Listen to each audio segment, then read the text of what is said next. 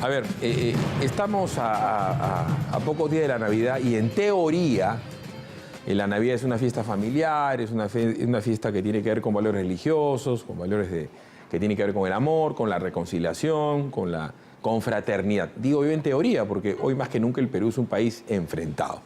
Vamos a hablar del tema del perdón desde el punto de vista psicológico, psicoterapéutico, psiquiátrico si quieren, con la doctora Marta Leiva y con el padre Luis Gaspar. Vamos a ver la visión, vamos a decir, ecuménica, religiosa, de una palabra que todo el mundo la menciona, pero muy pocas veces la utilizamos en la vida real. Yo, por dar un ejemplo, yo soy rencoroso, yo soy durísimo de perdonar. ¿Para qué le voy a mentir? Les tengo que decir la verdad porque quiero que también ustedes me la digan.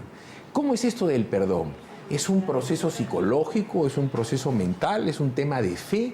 ¿Uno razona el perdón? Doctora Padre, ¿cómo está? Bueno, buenas noches en todo caso.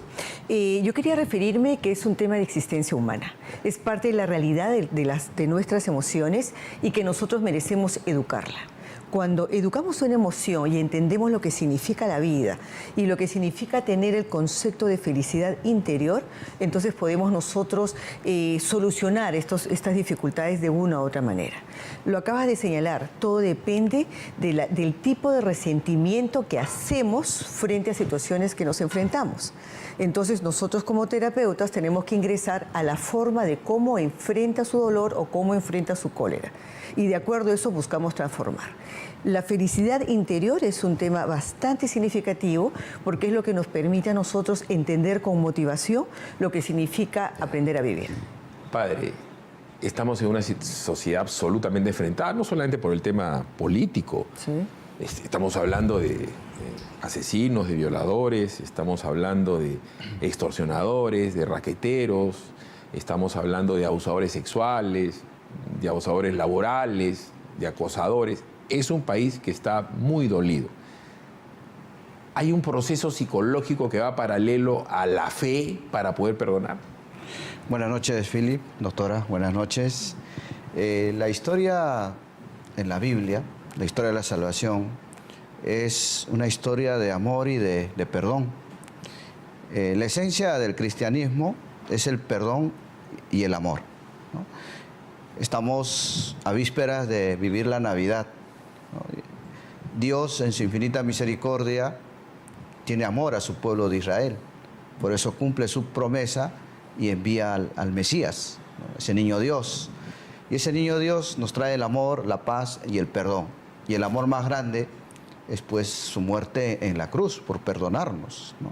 Ahora bien, ese amor que nosotros como católicos, yo como sacerdote, lo administro día a día, sobre todo en el sacramento de la confesión, de la reconciliación, que es la conversión. ¿Qué es la conversión? Que es el que te mueve a dar a los demás ese perdón. Y ese perdón nace de lo que como católicos nos pide la presencia de Dios, y lo resumimos en los dos grandes mandamientos: amar a Dios sobre todas las cosas y a prójimo como a ti mismo. Nos lleva a dar el amor, ¿no? Claro, y ese amor es lo que te lleva al perdón. A ver, doctora, lo que nos ha dicho el padre está lleno de palabras seguramente con muy buenas intenciones, pero todo es fe, no hay razón. ¿Cómo razonar la emoción? Si la Leiva me ha hecho un daño inmenso, si me estafó, si me dañó, si me mató un hijo, si me hizo un daño inmenso, ¿cómo tendría que yo razonar para entender el por qué ella me hizo ese daño, para después yo interiorizarlo y comprender el por qué me hizo ese daño y así todo perdonar? Eso parece imposible. En el campo clínico, la meta justamente es solucionar esos conflictos. Y la preparación que tenemos nosotros es justamente para llegar al meollo de ese dolor. Trabajamos con el dolor, nos introducimos a que ellos sientan realmente el valor de ese dolor, a dónde lo está llevando, hacia qué punto lo está dirigiendo, a una vida seca, a una vida de desconfianza, a una vida de frialdades, a una vida de consternación, y desde ahí partimos. ¿Y eso te sirve para el futuro?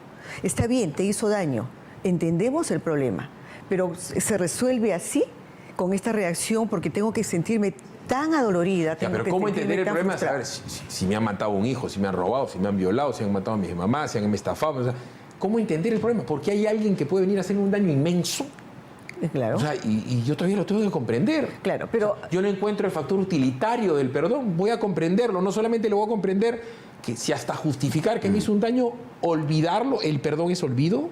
No. La experiencia queda de por vida.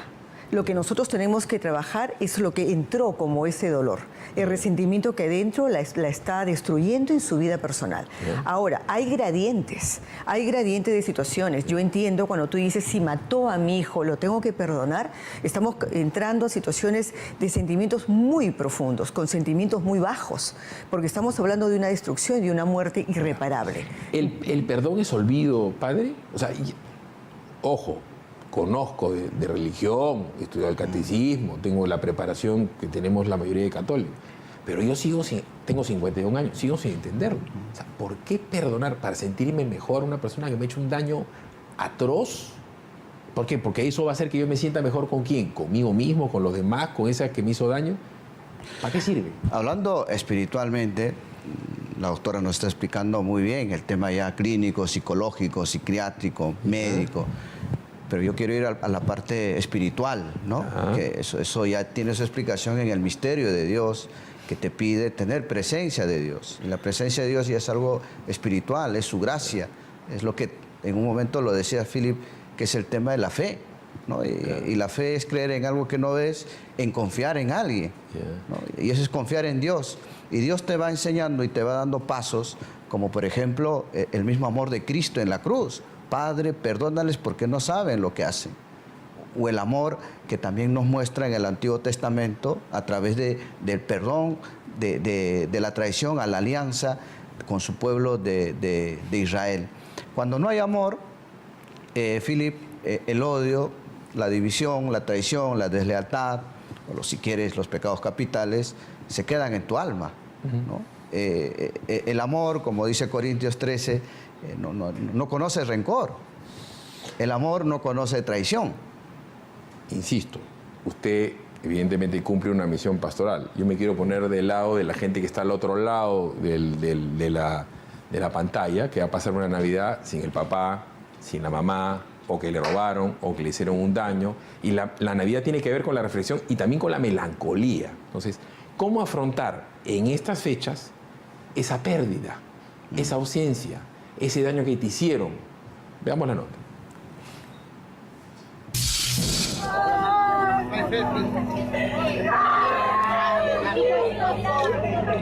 Una tragedia a vísperas de la Navidad ocurrió en el Callao, cuando 3 niños de 2, 4 y 6 años perdieron la vida durante un incendio. En la casa vivían 2 familias. Al momento del incendio eran 5 los niños que estaban solos, sin sus padres. Iniciado el fuego, 2 de los niños pudieron escapar. Los 3 restantes se quedaron dentro. Hemos iniciado la búsqueda con personal especializado y hemos encontrado a estas 3 criaturas. ¿Dónde estaban las criaturas? En la parte interna. Aparentemente se han escondido, uno de ellos dentro de un ropero, y los otros 2 niños juntos, ¿no?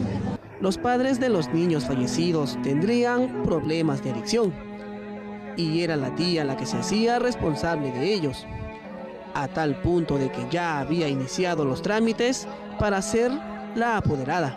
Totalmente abandonados, incluso pues la tía quería pues quedarse con las 6 criaturas, estaban haciendo el trámite hace un mes, no se llegó y ahora vemos la consecuencia pues, de la irresponsabilidad que ha sido más mujer que madre.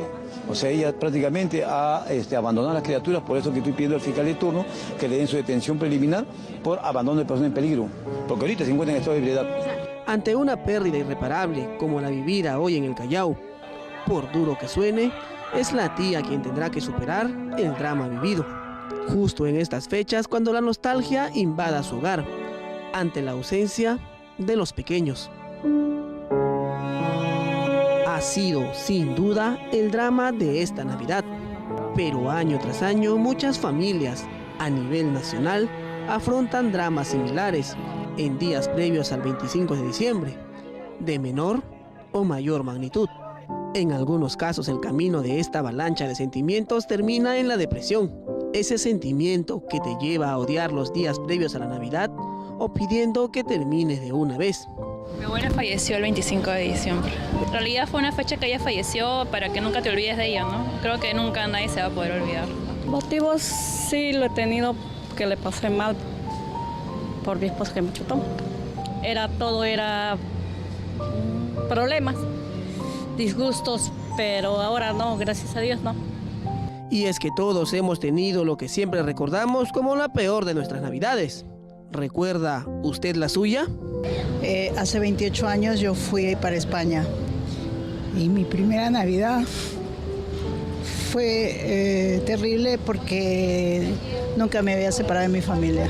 Yo tenía una panadería acá en el centro de Lima y justo a las 10:45, cerca de las 11 de la noche, estábamos horneando pavos. Cuando yo me entro al local, ya me atacaron con pistola. Se llevaron a las 2 máquinas. ¿Fue acaso el año en que murieron algunos de sus padres? Triste, sí, cuando ya mis padres han fallecido, es la Navidad que la han pasado triste. Las Navidades sin los padres son muy duras. Por más que yo tenga a mis hijos al lado, siempre te falta algo especial en el corazón. ¿Acaso la Navidad que no pudo estar con su hijo? Sí, el año pasado. ¿Por qué? Porque no lo tengo a mi hijo, o sea, está en el penal y es algo doloroso. O tal vez el día que simplemente se vio solo en medio de fuegos artificiales y regalos. Cuando estuve en el cuartel y no la pasé con mis viejitos, con mi familia. Claro, esperando la medianoche y dar el abrazo a tu ser querido, tu mamá, tu papá, tus hermanos, y no estaba. Los síntomas de la depresión navideña son similares a los de cualquier otro episodio depresivo. Cansancio, apatía, desgano, pensamientos negativos y un muy mal humor. Los dramas por estas fechas son incluso más difíciles de superar. La lucha suele ser interna, pero se debe reforzar junto a los seres queridos, para en el futuro tener muchas noches y días mejores. Alce la mirada y continúe, por duro que sea el camino, por difícil que se torne este sendero desconocido e impredecible que es la vida. Hoy brindo en esta Navidad.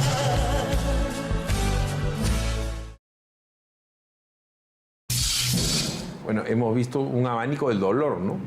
Desde cosas que parecen intrascendentes, como que viajaste y no estabas con el papá o que no estabas con la mamá, una madre que tiene hijos en la cárcel. ¿Cómo estos niñitos van a perdonar a sus papás que vinieron en las drogas, que lo dejaron abandonados y como consecuencia del abandono, en un incendio mueren 3 de 2? O sea, ¿quién le puede pedir a ese niño que algún día perdone? ¿Cómo va a crecer ese niño?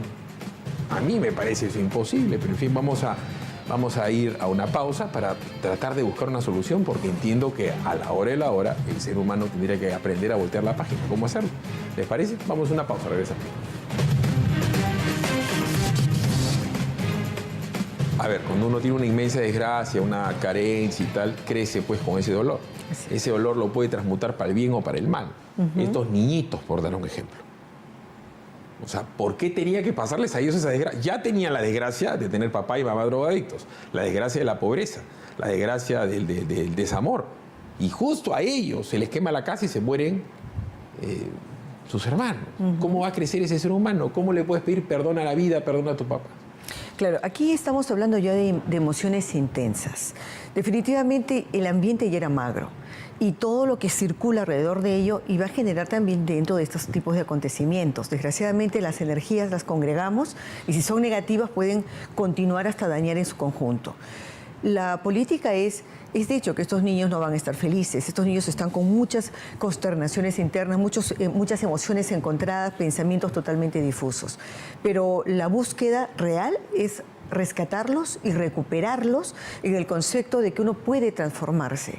Muy bien, tuvo una vida difícil, dura, complicada, destruida, pero a partir de este momento él puede cambiar su sistema.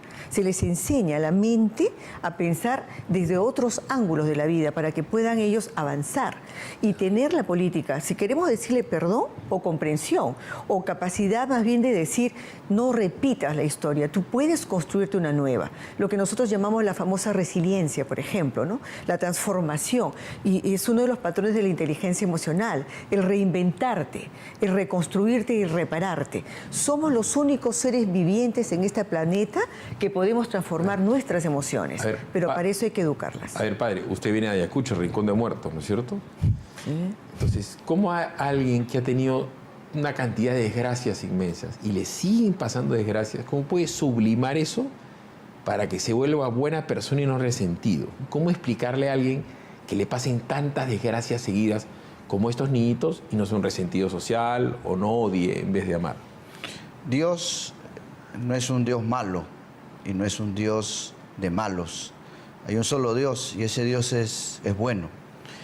En estas desgracias, como acabamos de ver de estas 3 pobres criaturas, entre 2 y 6 años, lo que han vivido, ¿no? Lo que habrán sufrido, ¿no? Hay una causa y hay un efecto, es la libertad del hombre, ¿no? Ahí hay otros factores, no es porque Dios es malo, ha hecho esta obra mala, sino la culpa lo tiene el hombre. Ahora bien, yo pienso que en medio de esta desgracia, de este dolor, debe actuar también no solo la parte humana con los profesionales, con las terapias, con los psicólogos, sino también la parte divina, ¿no? O sea, la parte espiritual se complementa. Y aquí yo subrayaría de que es importante cultivar en la familia los valores que nos acerquen más a Dios y que nos ayuden a vivir bien nuestra dignidad de seres humanos, ¿no? O sea, el ejemplo de los padres, ¿no? No solo en la parte espiritual, sino también en la parte de la ética, de la moral. Entonces, esta parte espiritual y esta parte humana, en medio de la desgracia, del dolor de una familia, de unos jóvenes o de unos papás, también hace mucho la parte religiosa que se complementa con la parte profesional, la parte humana. El ser humano no es solo materia, sino que también tiene su parte espiritual, su alma, ¿no? Y ahí necesita la ayuda de Dios y la ayuda de los profesionales. Ahora, sin ánimo de andar en el tema político, pero es obvio, doctora, que el tema político tiene al Perú muy crispado. Sí, sí. La gente está muy molesta y la gente con familia, como que usted se pelee con su hermana, con su hijo por Keiko, por Alan García, usted no se pelea ni Fujimori ni García, y la verdad, pero la gente está muy enfrentada. La gente está enfrentada porque si Alianza, por si la U. La gente está enfrentada por el tráfico. Usted de repente se equivoca, la doctora Leiva le mete un poquito al carro, no va a decir al padre. Y no, porque el padre le va a perdonar. Pero la gente grita. O sea, ¿por qué hay esta carga emocional y tanto odio en la sociedad peruana? Por resentimiento, porque no has perdonado a alguien que te hizo un error o no perdonaste al que te metió el carro en la cuadra pasada. ¿Por qué todo el mundo está con el cable, como un cable pelado? Lo que sucede es que nosotros vivimos en una organización interna, en nuestro interno, y también una organización externa. Somos parte de estas 2 combinaciones. En lo interno está mi familia. El interno está mi historia personal, las relaciones, digamos, afectivas o complicadas que puedo haber tenido en todo el proceso de mi vida, en realidad. Y mi externo está la forma como la sociedad me ampara, de qué beneficios recibo de esta sociedad y qué es lo que aprendo de esta sociedad. Y desgraciadamente ahora estamos pasando un proceso de crisis en la cual el externo está muy movido, lo acabas de señalar, el tráfico está muy encontrado, las situaciones, digamos, de políticas están muy movidas y probablemente venimos de un interno donde los padres también están en discordias maritales, hay una desorganización de familia, no hay buena relación entre los hermanos. Entonces es evidente que ambos puntos que arman la estructura de personalidad entren pues en conflicto. De tal manera que cuando salgan cualquier elemento que provoca un toque, crea un desencadenante y crea una explosión. Entonces eso se tiene que recuperar. Ahora, desde nuestra política psicológica, tenemos que ir buscando que lo interno, como dé lugar, empiece a moverse y empiece a tener nuevos puntos y criterios de vida. Cuando hablaba del padre, claramente yo estaba muy de acuerdo en lo que él dice, sobre todo porque cuando nosotros hablamos del desarrollo humano, hablamos de una inteligencia emocional y también se está hablando de una inteligencia espiritual, porque el ser humano obedece en base a creencias y esas creencias tienen que ver también con el cuidado que si falla lo externo y lo interno tenemos un ser supremo que igual sentimos que nos está protegiendo. Vamos a conversar al respecto con el padre Gaspar, como eso el padre Gaspar es católico, pero quiero un dato de la realidad. En el Perú no hay más de 1000 psiquiatras capaces de tratar este tipo de temas y habrán porque hay 5000 psicoterapeutas, en el más alucinante de los casos, pero si hay un montón de curitas, hay un montón de monjitas o de pastores evangélicos que de repente pueden hacer más que una profesional de la salud mental como la doctora, porque de repente tienen el contacto más continuo. Vamos a hablar del rol de la iglesia, de los pastores evangélicos, en el tema del perdón, luego de la pausa. A ver, padre, hablamos de que en el Perú no hay los suficientes psicoterapeutas o psiquiatras, pero sí hay muchísimos sacerdotes o pastores evangélicos. En base a su experiencia personal, ¿cuál es el rol de la iglesia o de gente como usted para inducir a la gente a perdonar? Por ejemplo, en el tema del tú a tú, con la persona que viene con un dolor, con un sufrimiento o con un arrepentimiento o con un afán de conversión, porque se ha dado cuenta que lleva una vida mala, dañando a su prójimo. Y yo le dedico horas, así como yo, muchos sacerdotes en muchas partes del mundo, a través del sacramento de la confesión. En el confesionario muchas veces uno tiene que hacer de terapista, de psicólogo, de aconsejador, y la verdad cada alma, cada persona viene con su tragedia increíble, ¿no? Y tus palabras sobran porque a veces la persona viene con el corazón tan duro por lo que ha sufrido que cuesta entrar. Pero lo que no podemos hacer es tirar la toalla. Es decir, está en el odio, está en el rencor, el daño que ha sufrido es tan grande que siempre va a ser una vida triste, siempre va a estar a la defensiva. Hay que procurar sembrar el amor, el perdón, la misericordia de Dios, acompañarlo, animarlo. Y aquí, por supuesto, que considero que es muy importante la ayuda de los profesionales. Hay que invertir en educación, hay que invertir en los profesionales, porque la parte espiritual hace, pero no hace todo.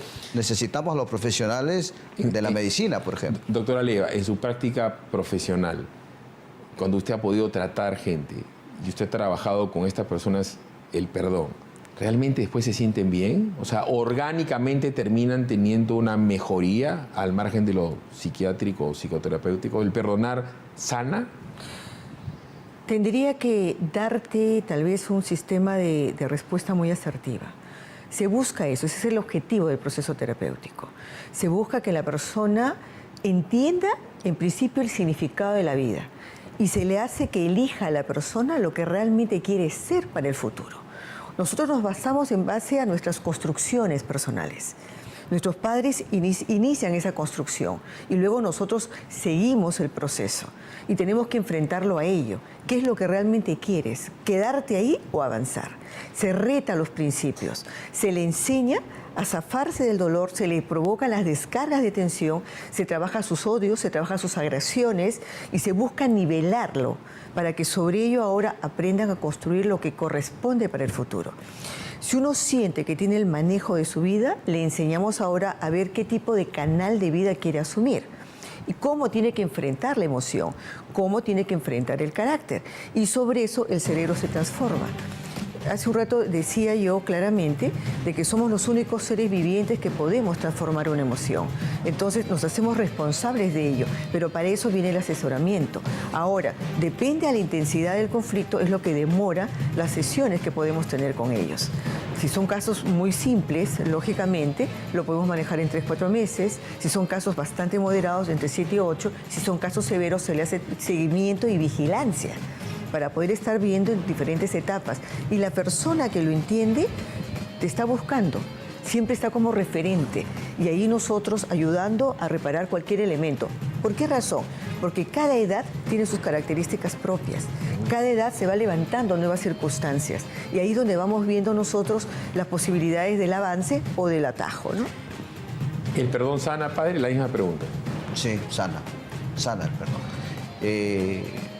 Hablabas tú de Ayacucho, la época del terrorismo. O sea, Yo he vivido en plena época fuerte de Sendero Luminoso en Huamanga. De hecho, ese dolor y ese sufrimiento de la gente, de mi barrio, de mi colegio, de mi familia, que tenía un tío que lo han matado, lo de Sendero, ¿no? Eso en mí llevó, te cuento, mi testimonio personal, es decir, ¿qué está pasando, no? O sea, ¿cómo puedo ayudar a esta gente? Y es ahí que yo estudio y me planteo también mi vocación sacerdotal, ¿no? Y yo veo que sí, se puede perdonar, pero para eso hace falta, yo creo que en el caso de los católicos, tener presencia de Dios, buscar a Dios, dejar en manos de Dios y saber que somos criaturas limitadas, que nosotros no somos Dios, ¿no? Y si el corazón está duro, se va a volver dura también nuestra vida. La semana pasada estuve como 10 días por el Agustino, por la Victoria, en el Cerro San Cosme, en el Cerro El Pino, en el Cerro San Pedro. ¿Sabes? La inseguridad, la droga, el alcoholismo, niños desnutridos. Yo todos los martes voy a las cárceles, me voy turnando. San Juan de Lurigancho, Piedras Gordas. Esta semana estuve en Santa Mónica. Negar, padre, que para esta gente que dice realidad perdonar es pues dificilísimo. Pues más que un acto racional o de terapia, pues debe terminar siendo pues un acto de fe. Igual les agradezco a ambos, han sido ustedes muy amables. Buenas noches. Quédense en Huelas con Jesús Guerra y su primer plano. Buenas noches.